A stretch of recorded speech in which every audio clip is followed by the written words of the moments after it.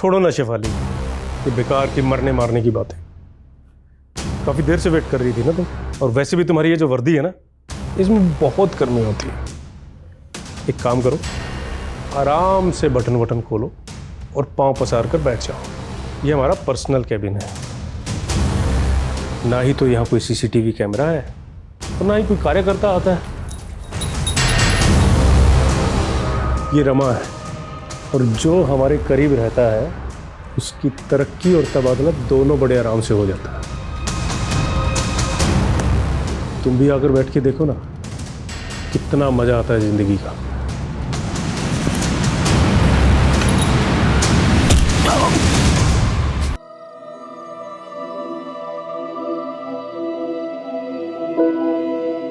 मिरांश, तुमने सारे table book करा लिए? मैंने कहा था ना, तुम्हारे लिए एक सरप्राइज है। किस बात का सरप्राइज? ना तो आज मेरा बर्थडे और ना ही हमारी एनिवर्सरी है। सेलिब्रेशन ओकेजन देखकर नहीं, मौका देखकर करना चाहिए। आई नो प्रीत, हमारे मैरिज में काफी प्रॉब्लम्स आई है।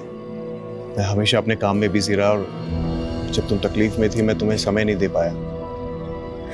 चलो, फाइनली तुम्हें रियलाइज तो हुआ कि तुमने क्या किया है। जितने चाहे ताने मार लो, लेकिन प्लीज अपने दिल से कड़वाहट निकाल दो प्लीज। एक नई शुरुआत करते हैं ना प्रीत।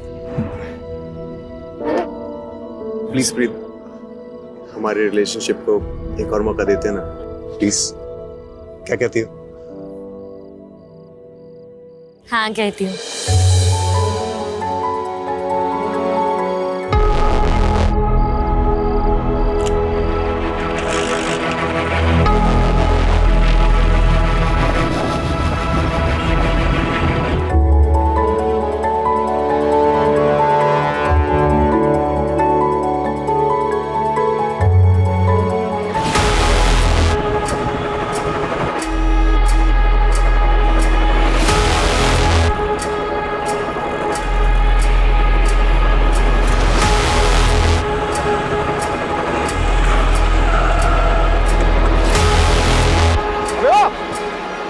गाड़ी क्यों रोकी?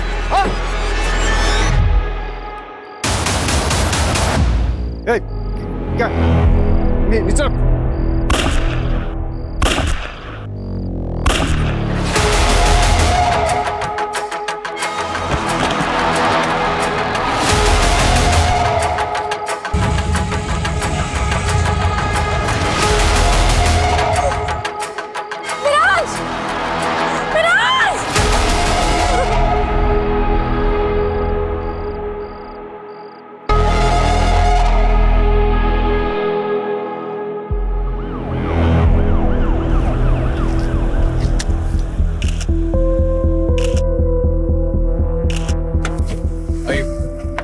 मैडम, किलर का टारगेट महराज ही था। ये वाली रिपब्लिक पार्टी का लीडर, उसकी वाइफ प्रीत भी उसके साथ में थी। ओके। और किलर ने सिर्फ महराज को ही मारा। बॉडी को मैंने पास के अस्पताल में भेज दिया है। और उसकी वाइफ काफी सदमे में। उसका कहना है कि वो किलर को देख नहीं पाई। मैडम, 3 बुलेट शेल्स मिली है। महराज भाटी काफी पॉपुलर पॉलिटिशियन था। ये केस हमारी रात की नींद उड़ाने वाला है। प्रीत को थोड़ा टाइम देते हैं, फिर उनसे बात करते हैं और किलर की डिटेल्स लेते हैं।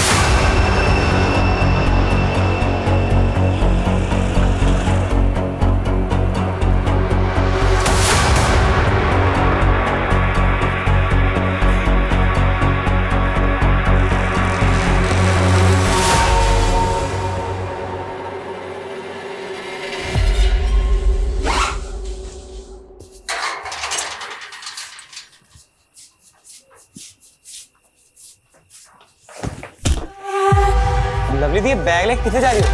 लवली दी,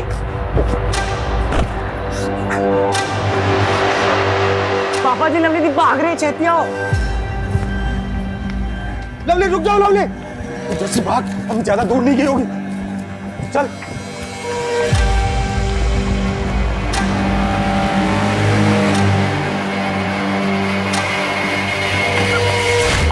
पूरे खानदान की नाक कटवाने चली है तू? जस्सी, ये चली से। पापा मैंने चाट दो। चुप बेशरम, दोबारा ऐसी हरकत की ना तो तेरी जान ले लूंगा, समझी तू? चल चल। ये लीजिए, प्रीत जी, अपने आप को संभालिए। गोली चलाने वाले की शक्ल तो देखी होगी ना आपने? उसने हेलमेट पहना हुआ था। बाइक का नंबर? कुछ नहीं देख पाई मैं, कुछ नहीं देख पाई।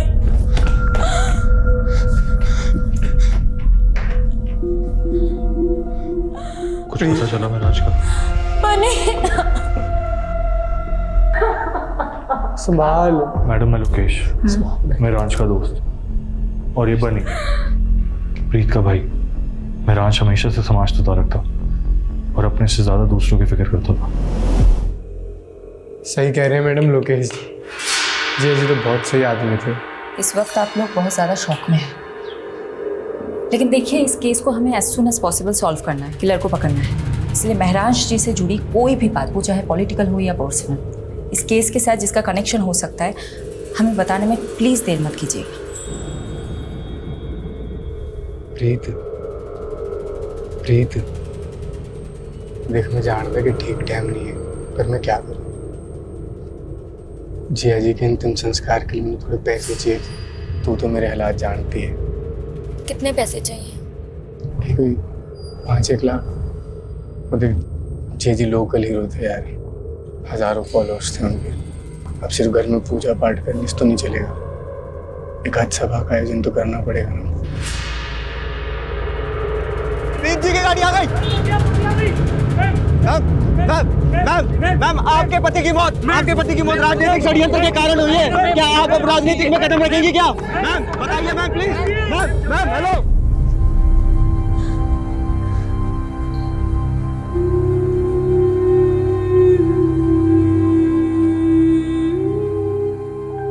पानी पी, वो पी ले।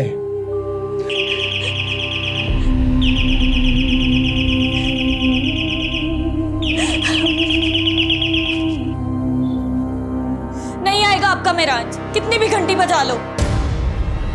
मर चुका है वो।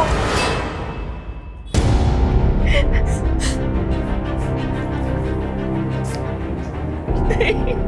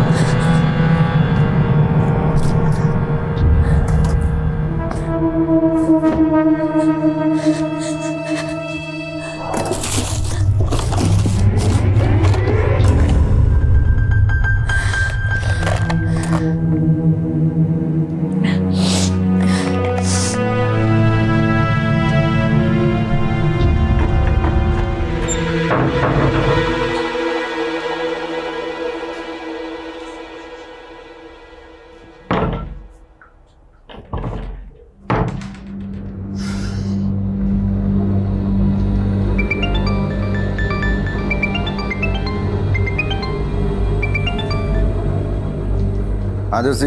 ओ पापा जी, दरवाजा खोलिए, लगता है बाहर से लॉक कर दिया किसी ने। जर्सी, मेरा भी किसी ने दरवाजा बंद कर दिया। ये जरूर लवली ने किया होगा। हाँ मैं पहुंच गई हूँ, तुम कहाँ हो?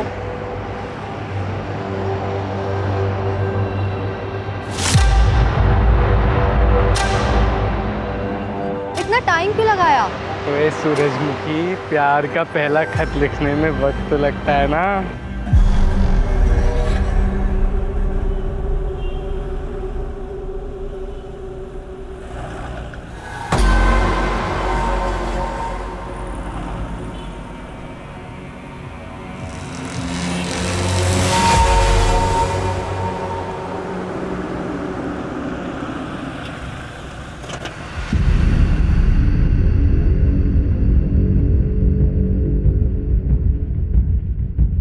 शेफाली जी, अब राजनीति में नीति रह ही कहाँ गई है।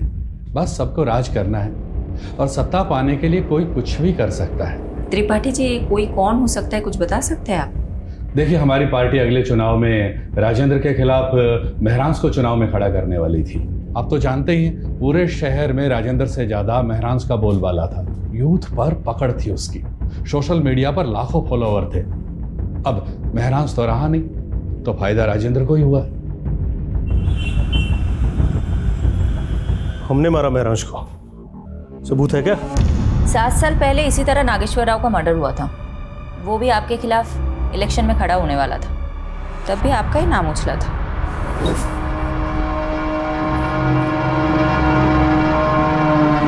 शेफाली सेन गुप्ता कपूर, वो क्या है ना शेफाली, महरांश का हमसे कोई मुकाबला नहीं था। और वो अंग्रेजी में क्या कहते हैं? फिलोसफी। उसकी फिलोसफी में ही गड़बड़ थी। जिस देश में लोग जाति और धर्म के नाम पर चुनाव लड़ते हैं, उस देश में वो शिक्षा और इलाज की बातें कर रहा था। उनकी फिलोसफी लोगों को काफी पसंद भी आ रही थी।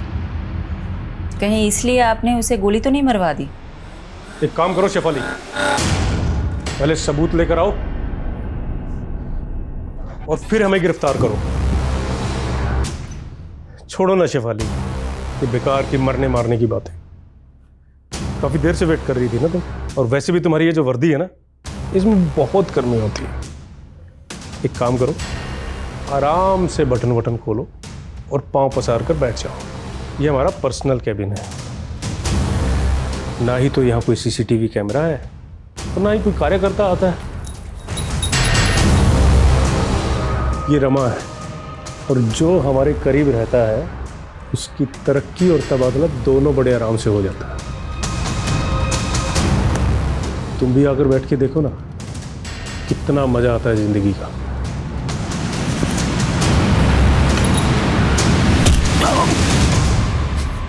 लंगोट में रहना सीख ले राजेंद्र। आज जमीन पर पड़ा हुआ है, कल हॉस्पिटल में रहेगा तू। छोड़ूंगा नहीं मैं तुझे। तूने राजेंद्र सिंह को मारा है। अच्छा, सबूत है तेरे पास? वैसे तो यहाँ पे सीसीटीवी भी नहीं है।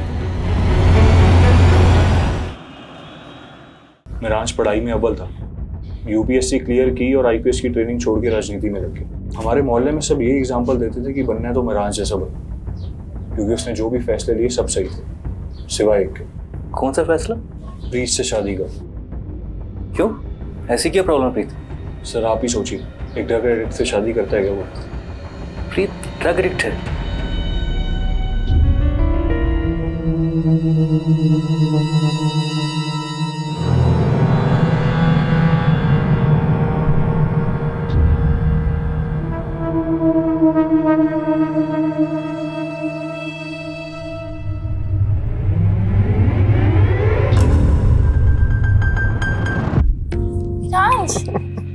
क्या कर रहे हो?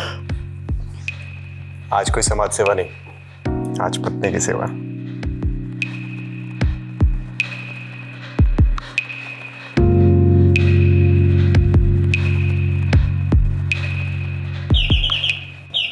आया माँ?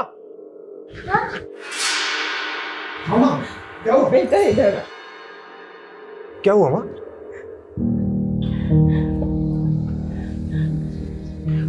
कोई बात नहीं माँ, आराम से। एक सेकंड, आप आराम से बैठिए, मैं चादर बदल देता हूँ।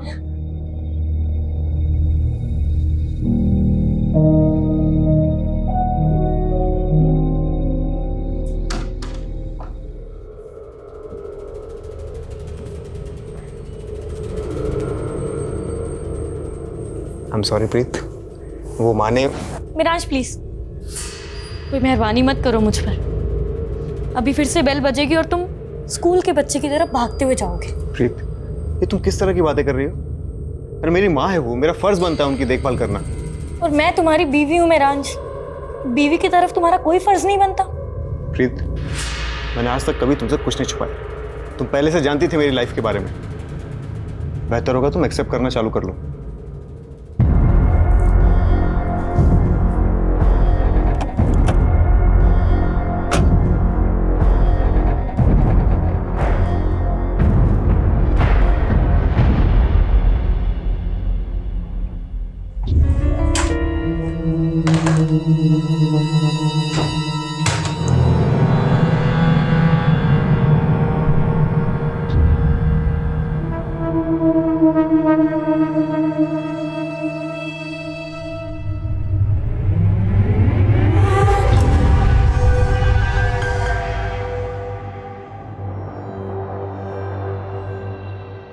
बनी हमने शादी तो कर ली है, पर आगे क्या? तूने यार मेरे लिए अपना घर छड़ता, मैं तुझे थोड़ी कुछ होने दूंगा।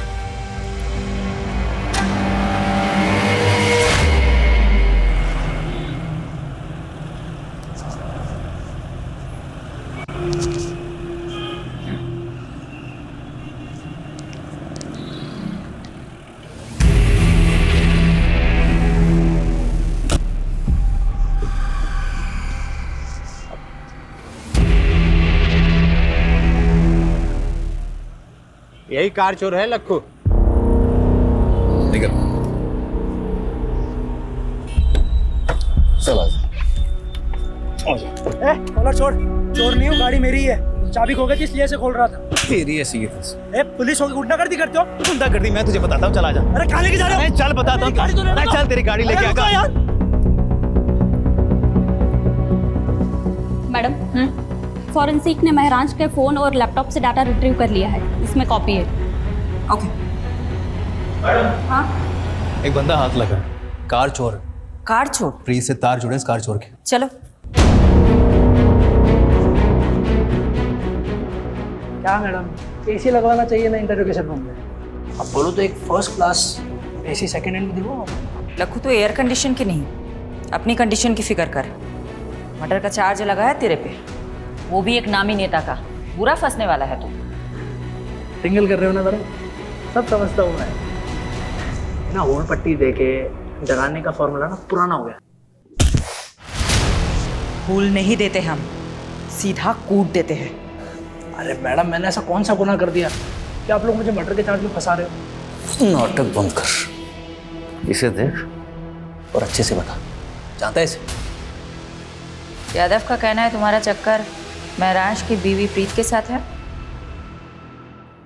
देखा यादव, मैंने कहा था ना, लक्खू जैसे फटीचर आदमी के साथ प्रीत का चक्कर हो ही नहीं सकता। ओ मैडम, फटीचर नहीं हूँ मैं, महीने का 1,00,000 1,50,000 कमाता हूँ, और वो प्रीत क्या मुझे पालेगी? उल्टा मैं उसके खर्चे उठाता था। सच आ गया ना जुबान पर। अब बता, कार चोरी करते करते प्रीत को कैसे फंसाया? ओ, तो शादी से पहले मैं प्रीत को ड्रग सप्लाई करता था। नशे की लत थी प्रीत को, उसे माल मिलता था और मुझे मजे। लेकिन प्रीत के भाई बनने को जब हम दोनों के बारे में पता लगा तो उसने महराज के साथ उसकी शादी कर दी। धीरे धीरे उसके नशे की लत भी छूट गई, दिल तोड़ के चली गई वो मेरा। बस उसी दिन से मैंने भी ड्रग्स की लाइन छोड़ दी। ओए मजनू, प्रीत के कॉल रिकॉर्ड से पता चला कि तू शादी के बाद भी उससे बात करता था फोन पे। साहब, प्रीत ने खुद मुझे ढूंढा था सोशल मीडिया पे, फिर कॉल भी किया था मुझे। लक्खू प्लीज मेरी बात सुन, मैं सच में तुझसे बहुत प्यार करती हूँ। तू मुझे यहाँ से कहीं ले चल, कहीं दूर चलते हैं ना हम दोनों। एक बात और, मैं अकेले नहीं आऊंगी, मिरांज के दिए हुए पैसे और गहने लेकर आऊंगी। प्रीत, थोड़ा वेट कर, मैं कुछ करता हूँ। अच्छा प्रीत, वो गहने कितने के होंगे वैसे? महराज को शक हो गया था तुम दोनों पर, तुम दोनों का मिलना मुश्किल हो गया था, इसलिए तुमने महराज के मर्डर का प्लान बनाया। कुछ भी कहोगे मैडम, एक औरत होते हुए मेरी सिस्टर पे इतना घटिया आरोप लगाते हो, आपको शर्म नहीं आती? उस कार चोर ने क्या और आपने मान लिया? झूठ बोल रहा है वो, मेरे से पूछ लो, कहानियां बना रहा है। सच है ये, क्या है? सच है बनी, मेरा लक्खू के साथ अफेयर था। तेरा दिमाग फिर गया? लक्खू ने यह कबूल किया है कि उसने ही महराज को मारा है, प्रीत के कहने पर। ये झूठ है, और लक्खू से मुझे कोई प्यार नहीं था। मैं लक्खू का सिर्फ इस्तेमाल कर रही थी ताकि मैं मिरान से अलग हो सकूं। पर क्यों? क्या आप पति पत्नी में रिश्ते अच्छे नहीं थे? मिरांश और मेरा प्यार से ज्यादा दया हमदर्दी का रिश्ता था। उसके लिए तो मैं सिर्फ एक सोशल प्रोजेक्ट थी, जिसने मेरे जैसी नशे की मारी औरत का भला किया था। बनी, मुझे थैंक यू कहने की कोई जरूरत नहीं है। अरे मुझे तो इस बात की खुशी है कि मैं प्रीत से शादी कर रहा हूँ और एक ऐसी लड़की को नई जिंदगी दे रहा हूँ जो नशे की गिरफ्त में है। मिरांश द ग्रेट के लिए हम सब बेचारे थे। उसकी अपनी माँ, मैं, मेरा भाई, हम सब पर एहसान थे मिरांश के। बनी, तुम पर क्या एहसान था महराज का? मैडम जी सॉरी, इसका दिमाग फिर गया है। मैं ही बेरोजगार था, जिया जी ने तो मुझे मोबाइल स्टोर खुलवा के दिया था। मिरांश के दिल में सबके लिए प्यार से ज्यादा दया थी। वो ये भूल गया था कि रहम की जिंदगी एक वक्त के बाद घुटन बन जाती है, और उसी घुटन से बचने के लिए मैंने लक्खू की मदद ली थी। पर मैंने मेरांश को नहीं मरवाया। और जहां तक मैं लक्खू को जानती हूँ, वो भी ये सब नहीं कर सकता। प्याज की तरह पर्दे खुल रही हैं प्रीत। मुझे ऐसा लगता है कि ये प्रीत और बनी हमसे बहुत कुछ छुपा रहे हैं। मैडम, ये प्रीत और बनी दोनों भाई बहन पंजाब में लुधियाना के रहने वाले। चलो लग जाते हैं प्याज के पर्दे खोलने में। देखते हैं किसके आंसू निकलते हैं, प्रीत के या बनी के।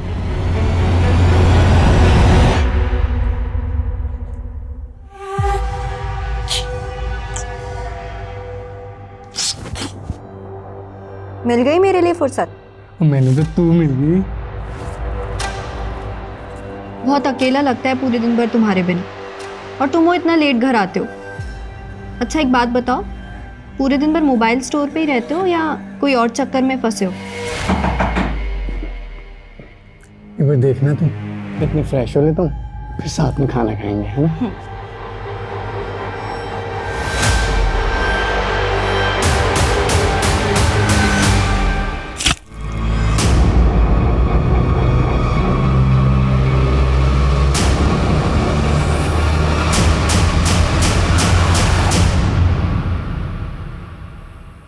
अभी भी महराज भाटी के केस में उलझे हो? कोई सस्पेक्ट नहीं मिला? सस्पेक्ट्स है, सबके पास मोटिव भी है, लेकिन इतना रायता फैल चुका है ना, I am losing my objectivity. कोई दिशा नहीं मिल रही केस में। आई थिंक महराज को आइडिया हो गया होगा कि उसकी जान को खतरा है। कैसे? शिफाली, जो लोग पब्लिक और पॉलिटिशियंस के बीच में घिरे रहते हैं ना, उनका इंट्यूशन बहुत स्ट्रांग हो जाता है। वो अपने आसपास के खतरे को सूंघ लेते हैं। अगर महराज भाटी को भनक थी कि उनकी जान को खतरा हो सकता है, तो वो प्रिकॉशनरी स्टेप्स तो लिए होंगे ना? बिल्कुल। आमीन, अगर मैं महराज भाटी की जगह होता तो उस शख्स के खिलाफ सबसे पहले सबूत इकट्ठे कर रहा होता जिससे मुझे सबसे ज्यादा खतरा हो। मेक सेंस, लेकिन अगर बस। Good night and good luck to both of अस।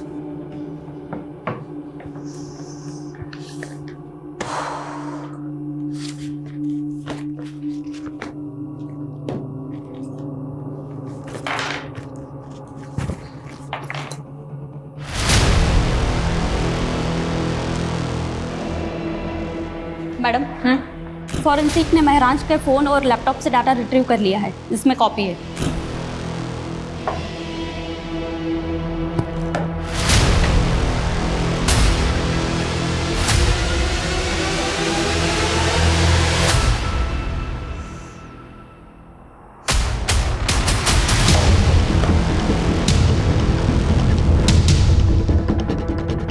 पारुल, मैंने तुम्हें एक एड्रेस भेजा है। कल सुबह 9 बजे मुझे इसी एड्रेस पे मिलना, 9 AM शार्प।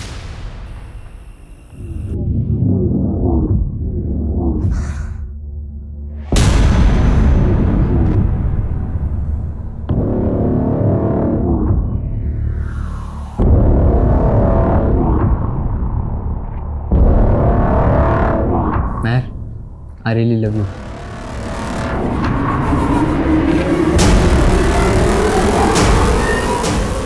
एक मिनट, एक किस के 500 लूंगी और 2 किस के 800।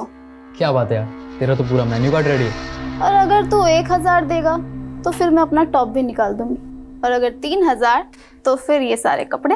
हाँ,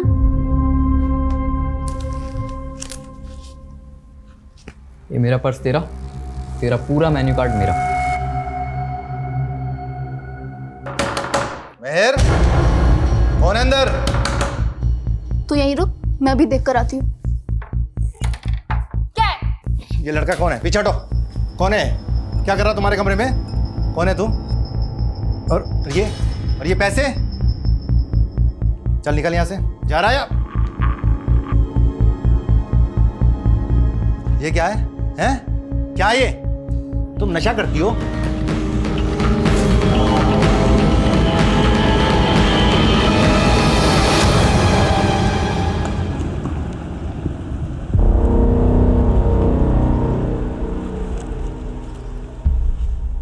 चार साल पहले आपकी बिल्डिंग के कंस्ट्रक्शन के दौरान एक इमारत गिर गई थी। 7 मजदूर मारे गए थे, तब महराज भाटी ने आपके खिलाफ PIL फाइल की थी और हाई कोर्ट ने फैसला सुनाया था आपके खिलाफ। मजदूरों के परिवारों को कॉम्पेंसेशन के तौर पे पैसे और प्लॉट देना पड़ा था। काका, अब यही होगा आपका ठिकाना और यही बनेगा आपका अपना घर। मैडम वो है ना, कोर्ट के काम मेरे वकील देखते हैं, मैं नहीं देखता हूँ। तो महराज को धमकी भी आपके वकील ने ही दी थी क्या? महराज भाटी, अपने काम से काम रखने का क्या लेगा तू? पर तू भी क्या याद रखेगा? मैं ही बोलता हूँ, माताजी के नाम पर गुड़गांव में एक आलीशान पेंट हाउस और 50 लाख कैश, और अगर इससे भी तेरा पेट नहीं भरा तो तेरे पेट में कूलियां भुनवा दूंगा। मुझसे तोलमोल करना आपके बस की बात नहीं मिस्टर दीपक झुंझुनवाला। बेहतर होगा कि आप उन गरीबों को मुआवजा दे दीजिए। ये आवाज आपकी है ना मिस्टर झुंझुनवाला? अब ये मत बोलिएगा कि किसी ने आपकी आवाज की नकल की है।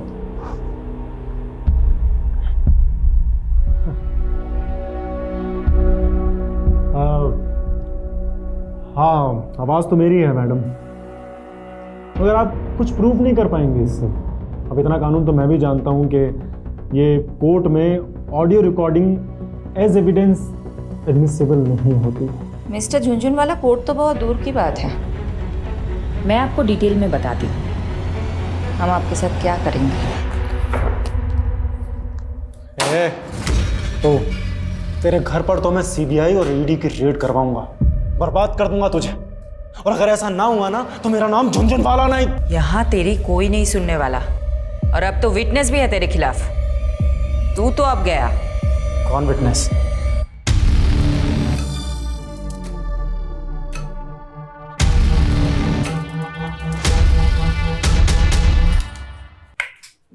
तुम अंधेरे में क्यों बैठे हो? महर ने फिर बदतमीजी की क्या? तुम इग्नोर करो, अभी बच्ची है वो। रंजीता 16 साल की हो गई है महर, और अभी तक मुझे अपना बाप मानने के लिए तैयार नहीं है। मुझे लगता है वो हमारा लिव इन में रहना एक्सेप्ट नहीं करेगी, इसलिए हमें शादी कर लेनी चाहिए। प्लीज समर, महर को अपने मतलब के यूज करना बंद करो। हम दोनों साथ में हैं क्योंकि हम दोनों को एक दूसरे की जरूरत है। अच्छा, एक काम आया है, वो करना है, काफी बड़ा घर है, कल डिटेल में बात करते हैं।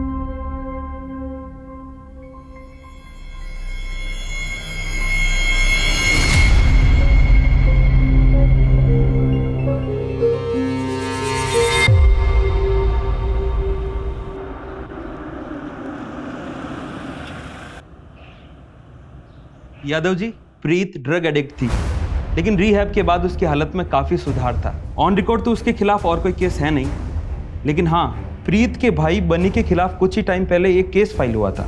बनी के खिलाफ क्या मामला था? किडनैपिंग का। ये रही उस केस की फाइल। आंटी प्लीज कुछ खा लीजिए, महराज कहीं भी होगा आपको इस हाल में देख के बहुत दुखी होगा। लोकेश, अब तुम्हें माँ जी की फिक्र करने की कोई ज़रूरत नहीं है। मैंने इनके लिए फुल टाइम नर्स अपॉइंट कर दी है। तुम नहीं भी आओगे तो चलेगा। प्रीत, माँ जी को नर्स की नहीं अपनों की जरूरत है। तो इनकी अपनी मैं हूं ना, बहू हूं इनकी। इनका ख्याल कैसे रखना है वो तो मुझ पर छोड़ दो। अब तो बनी भी यही है, वो भी माँ जी का ध्यान रखेगा। तुम जा सकते हो।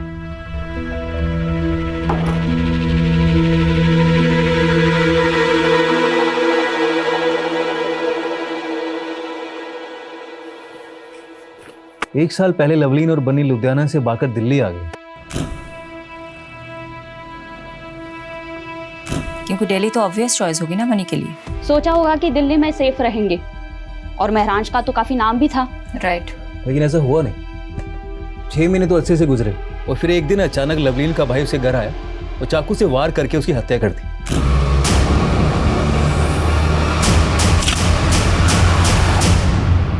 CCTV में दिखा था उसका भाई।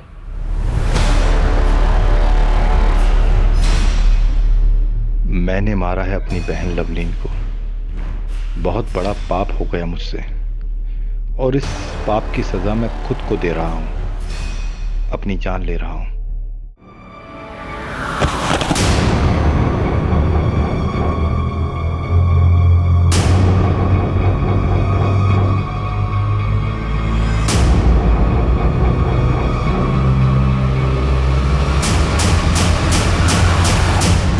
लेकिन इसका महराज के मर्डर से क्या कनेक्शन हो सकता है? सही कहा। यादव, तुम्हें कोई लिंक मिला? अभी तक तो नहीं मिला।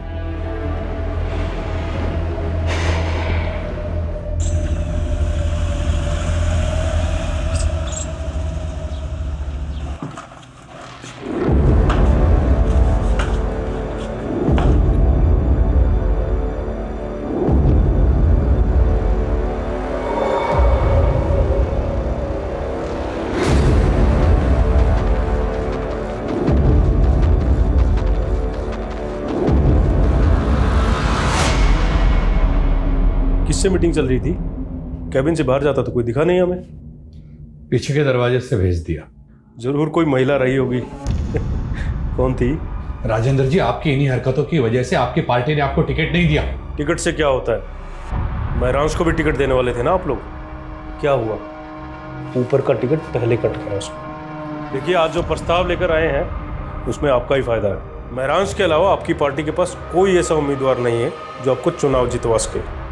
ये काम हम कर सकते हैं। अगर आपकी पार्टी हमें टिकट देती है तो जीत पक्का। थोड़ा वक्त दीजिए, सोच कर बताते हैं। सोच लो, जितना दिमाग नोचना है नोच लो। हमने भी काफी कुछ सोच रखा है।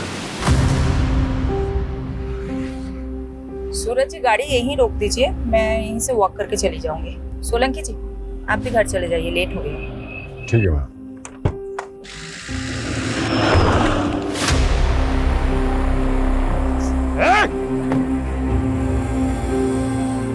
मैडम, आप ठीक है? हाँ हाँ, देखिए किसकी गाड़ी है।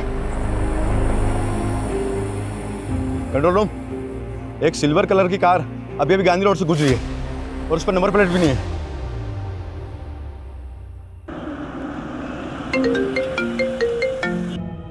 तुम और वीडियो कॉल, क्या हो गया? तुम ठीक हो? कहाँ चोट आई है, दिखाओ मुझे। अच्छा, तो तुम्हें पता चल गया? मेरे भी सोर्सेज है, लेकिन बात मत बदलो तुम। उस गाड़ी का कुछ पता चला? पता नहीं चला, लेकिन चल जाएगा। राजेंद्र का क्रिमिनल रिकॉर्ड है। पॉलिटिक्स में आने से पहले हफ्ता वसूली करता था। पूरे चांसेस है कि ये हमला उसी ने करवाया होगा। शक राजेंद्र पे भी है और दीपक झुंझुनवाला पे भी। दीपक झुंझुनवाला ने तो मुझे खुलेआम धमकी दी है। मेरे कुलीग ने बताया कि झुंझुनवाले की लीगल टीम ने एक एंटीसिपेटरी बेल ले रखी है। सुनो ना, पारुल का फोन आ रहा है, मैं तुम्हें बाद में कॉल करती हूँ। Okay, bye bye. हाँ पारुल, बोलो। Madam ji, Winsure private limited में महराज का एक्सीडेंटल इंश्योरेंस पॉलिसी था। मैंने मैनेजर को बोल दिया है कि फाइल निकलवाए और यादव सर को भी अपडेट कर दिया है, वो वहाँ पहुँच रहे। यस मैम, महराज भाटी का एक्सीडेंटल इंश्योरेंस था हमारी कंपनी में और करीब 6 महीने पहले उन्होंने एक एक्सीडेंटल क्लेम किया भी था, लेकिन हमने उसे रिजेक्ट कर दिया। किस बेसिस पर रिजेक्ट किया था? मैम, वो एक्सीडेंट था ही नहीं, महराज भाटी पर हमला हुआ था, वो भी जानलेवा। महराज भाटी पर हमला हुआ था, वो भी जानलेवा। पता चला आप जख्मी हुए तो मिलने चले आए और क्लेम आया है एक्सीडेंटल इंश्योरेंस का। क्लेम? पर मैंने तो कोई क्लेम नहीं किया। वो प्रीत जी ने किया है। वो एक्चुअली मैंने सोचा हॉस्पिटल के एक्सपेंसेस कवर हो जाएंगे ना, बस इसीलिए। सॉरी, लेकिन हमने वो रिजेक्ट कर दिया। ये कंपनी की पॉलिसी के खिलाफ है ना। मैनेजर साहब, आप प्लीज इस हमले के बारे में किसी से मत बताइएगा। मैं नहीं चाहता कि ये बात मीडिया तक पहुंचे और बात का बतंगड़ बने। यानी इसका मतलब महराज पे पहले भी हमला हुआ था। अजीब बात तो ये है, प्रीत, लोकेश या बनी ने हमें ये बात नहीं बताई। हो सकता है इन तीनों में से भी कोई शामिल हो। अब हम अपने तरीके से पता लगाते हैं। इंश्योरेंस क्लेम फाइल से उस डेट का पता करो और महराज का फोन उस डेट के आसपास किन किन लोकेशन में एक्टिव था उसका पता लगाओ।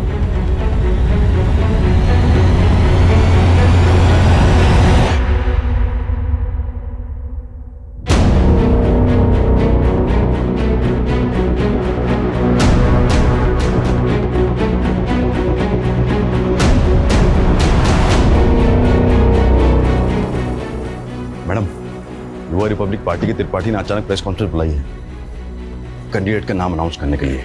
बहुत सोच विचारने के बाद सर्वसम्मति से हमारी पार्टी ने यह फैसला किया है कि महराज भाटी की जगह इलेक्शन का टिकट उनकी पत्नी प्रीत भाटी को दिया जाएगा।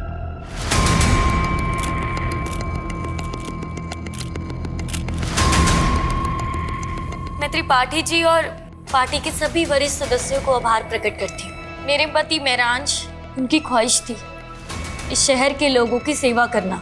तो क्या टिकट पाने के लिए प्रीत ने महराज को रास्ते से हटाया होगा?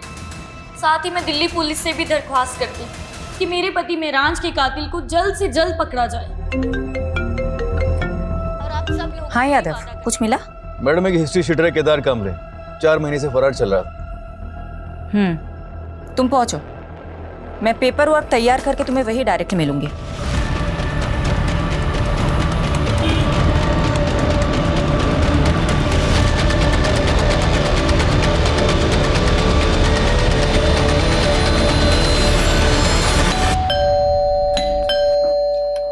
अरे ऐसे कैसे पता चल रहा है? है हमारे पास, बेहतर होगा आप चुप रहें। सोलंकी पूरा घर छान मारो। अरे मैडम पर चेक करो।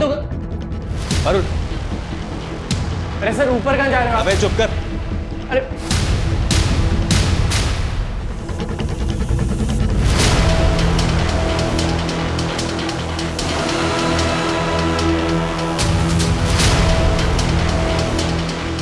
मैडम, नशे का गोदाम भरा है या तो? नार्कोटिक टीम को इन्फॉर्म करो। यादव, सबको सील कर दो। ओके, प्रीत, तुम हमारे साथ चलो, तुम्हारे साथ बहुत सारी बातें करनी है। और इलेक्शन लड़ने का जो विचार है ना तुम्हारे मन में, वो भूल जाओ, क्योंकि ये खबर मीडिया तक जरूर पहुंचेगी। मैंने महराज को नहीं मारा है, लेकिन केदार से मैं ड्रग्स खरीदती थी। एक्चुअली उस दिन लक्कू के पास जब माल नहीं था तो उसने मुझे केदार का कांटेक्ट दिया, तो मैं उससे ड्रग खरीदने मेरठ गई थी। और महराज को ये बात पता चल गई थी, राइट? महराज को एक्चुअली शक होने लगा था कि शायद मैं फिर से ड्रग्स लेने लग गई हूँ, इसलिए वो मेरा पीछा करता था।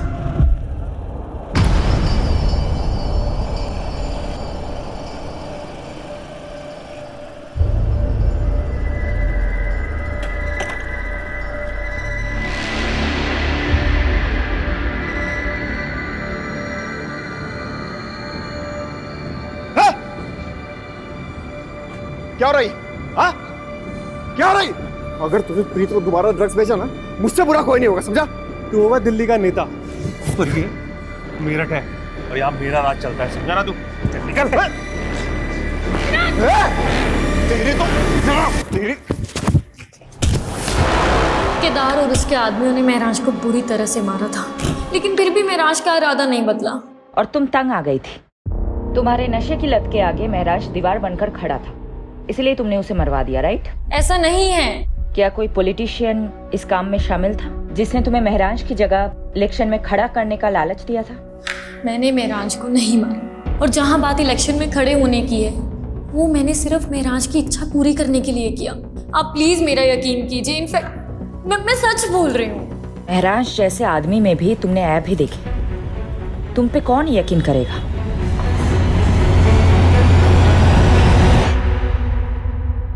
प्रीत, लक्कू, राजेंद्र, दीपक झुंझुनवाला, ड्रग पेडलर केदार और बनी, ये सब सस्पेक्ट्स के तौर पे हमारे सामने आए, लेकिन किसी के खिलाफ हमारे पास कोई कॉन्क्रीट सबूत ही नहीं है।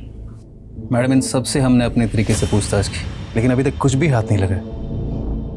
महराज के पिछले 2 साल के कॉल रिकॉर्ड्स भी चेक किए, लेकिन उससे भी कोई लीड नहीं मिला। सिचुएशन हमारे लिए बहुत फ्रस्ट्रेटिंग है। मैं पर्सनली बहुत गिल्ट फील करती हूँ कि मैं एक विक्टिम को इंसाफ नहीं दिला पा रही। एक माँ से उनका बेटा छीन गया, लेकिन हम कुछ कर ही नहीं पा रहे।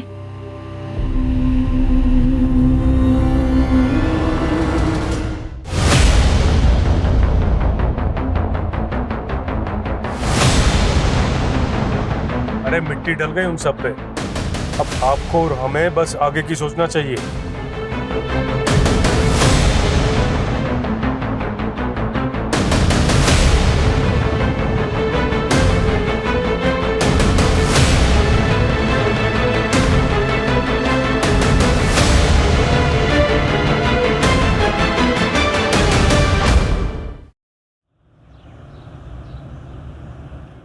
ये तो हमारी बेटी की बदकिस्मती है जो इतनी छोटी सी उम्र में विधवा हो।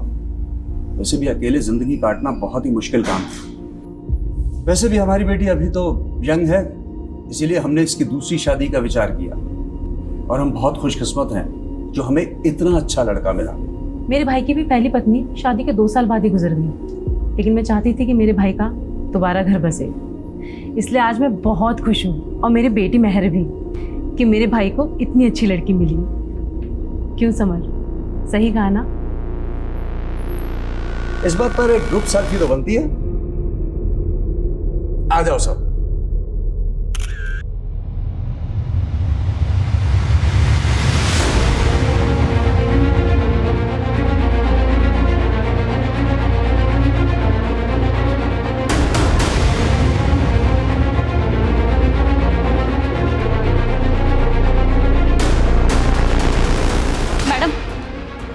एक पुराने केस की ताज़ा खबर लाई हूँ। कौन सा केस? महरांच भाटी मर्डर केस। 1 साल के बाद क्या पता चला उस केस के बारे में? अभी अभी नोएडा में एक खबर मिली है जिसमें एक फैमिली है जो झूठी शादी के नाम पे लोगों को ठग रही थी। ये उनकी फोटोज है। नोएडा पुलिस ने इनके लिए लुकआउट नोटिस जारी किया है। कौन है ये तीनों, और महरांच के साथ इनका क्या कनेक्शन है? मैडम, इस फोटो में जो दूल्हा है ना, इसकी शक्ल को ध्यान से देखिए। हमने इसे पहले भी देखा है। याद नहीं आ रहा है, कौन है ये? कहाँ देखा था इसे? लवलीन, जिसका मर्डर उसके कजिन ने किया था। याद है मैडम? सीसीटीवी फुटेज में हमने उसका चेहरा भी देखा था।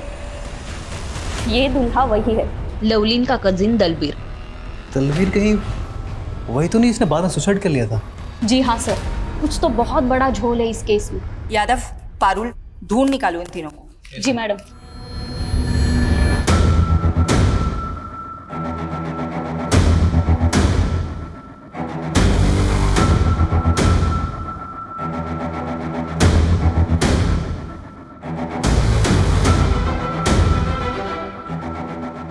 मैडम, उस औरत के बारे में पता चल गया। रंजीता नाम है उसका। कुछ साल पहले प्रोस्टिट्यूशन के धंधे में थी, लेकिन अब A क्लास की एस्कॉर्ट होगी, और अब लोगों को ठगने का काम भी शुरू कर दिया उसने। चारा डाल दो। ओके। 5,000 दूंगा, लेकिन जगह एकदम सेफ होनी चाहिए। उसकी फिक्र मत करो। कैसी जगह जाना है, होटल या? अरे नहीं नहीं, होटल नहीं, ऐसी जगह जहाँ पुलिस का लफड़ा ना हो। समझ गई। चलो, मैं जानती हूँ ऐसी एक सेफ जगह।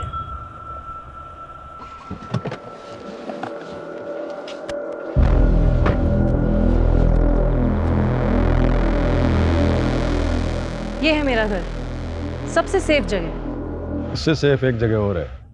कौन सी? जेल।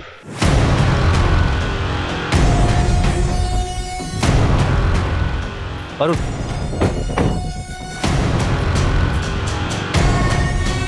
सोलंकी, पूरा घर छान मारो, कहीं ना कहीं तो मिलेगा। ओह, तो यहाँ छुप के बैठा है तू? चल। मेरा असली नाम दलबीर है। लवलीन मेरे चाचा बलजीत की बेटी थी, जस्सी की सगी बहन। जब लवलीन बन्नी के साथ भाग गई तो मेरे चाचा टूट गए थे। मुझसे उनकी हालत ये देखी नहीं गई। क्या तुम्हारे चाचा ने तुमसे ऐसा करने को कहा था? कहा नहीं था, लेकिन मैं उनके जज्बात समझता था, इसीलिए मैंने लवलीन को मार दिया।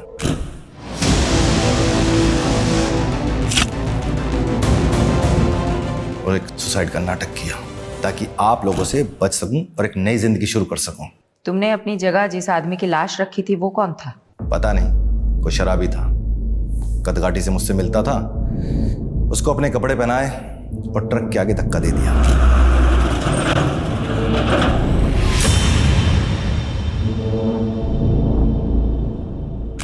क्या तुम्हारे इस प्लान में बलजीत और जस्सी भी शामिल थे? इसलिए बलजीत ने तुम्हारी लाश की झूठी शिनाख्त की? नहीं, उनको कुछ नहीं पता था। कपड़े और कदकाठी देखकर वो भी धोखा खा गए थे, और ऊपर से सुसाइड नोट भी तो था। महरांश को तुमने क्यों मारा? जी लवलीन ने घर से भागने की कोशिश की पर पकड़ी गई। समझ ही नहीं आ रहा क्या करें। पूरे खानदान की नाक कटवानी चली है तू। तुम दोनों बालिग हो और तुम दोनों को अपनी जिंदगी अपने हिसाब से जीने का पूरा हक है। अगर तुम्हें मुझसे कोई सपोर्ट चाहिए दिल्ली में तो मैं पूरा सपोर्ट करूंगा, और जहाँ तक रही बात शादी और घर की तो मैं देख लूंगा।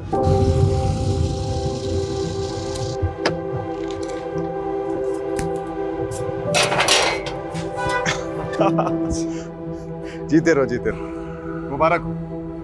अब आज से यह है तुम दोनों का नया घर। आओ। और किराए की बिल्कुल फिक्र मत करना, 3 महीने का एडवांस मैं पहले ही दे चुका हूँ। शुक्रिया महराज भैया, अगर आप नहीं होते तो हम दोनों कभी एक नहीं हो पाते। और तुम दोनों की शादी की अर्जी मैंने कोर्ट में ऑलरेडी डाल दी है और जल्दी तुम दोनों हस्बैंड वाइफ बन जाओगे।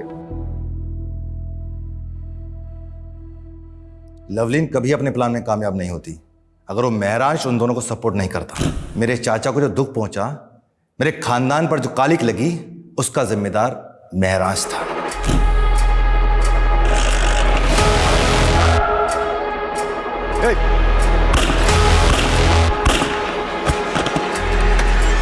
गुस्सा भी आता है और तरस भी आता है तुम्हारी ऐसी पिछड़ी सोच पर। क्या गलत किया था तुम्हारी बहन ने? वो बालिग थी, उसे हक था अपनी मर्जी के लड़के के साथ शादी करने का। तुम होते कौन हो किसी की जिंदगी के फैसला करने वाले? और जिस चाचा के नाम पर तुमने ये जुर्म किया है ना, वो भी आज तुम पर शर्मिंदा हो।